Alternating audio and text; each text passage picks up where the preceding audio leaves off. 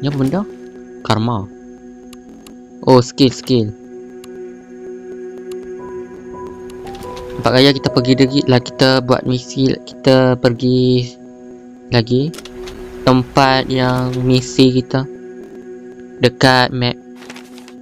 Okay, since best interest, kita pergi kat sana. Go. Enter.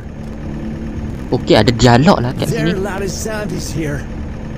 Don't even try to fire weapons or throw grenades. This requires a silent approach. What's your plan? Take this bat. Go get those rockets and blow up the entrance to the mine. Oh, zombie ni banyak. It'll help the Alah, woodlands aku bagi from the aku zombie zombie ni bukan attacks. benda sangat pun. Zombie ni Sounds good. zombie Cover tak me. laju mana.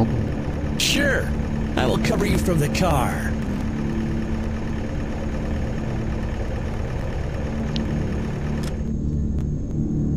Apalah tadi orang tu, Frank tu, dia tunggu dalam kereta je. Weh, tolong aku, aduh. Janganlah macam ni.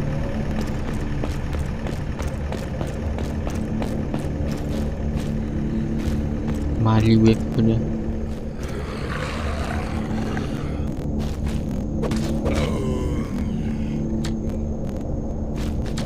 Alamak, tak boleh lalu tengah-tengah ni. Alamak, zombie merakak lah.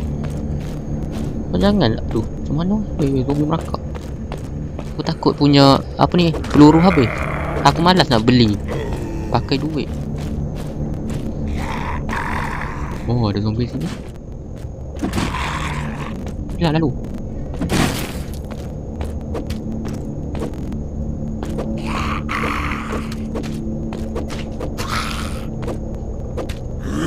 Lemak. Sikit. Terkena pula. Terkena serangan. Okay, kita ambil ni, dah siap. Weh, ada ni. Tak boleh lah keluar. Ada lama machine gun.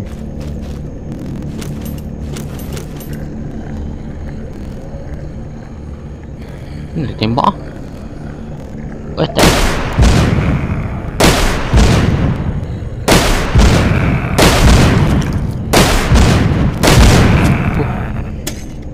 Sakitnya.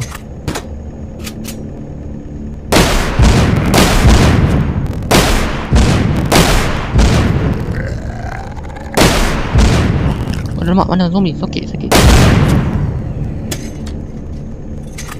Pada aku janganlah. Mana aku nak keluar?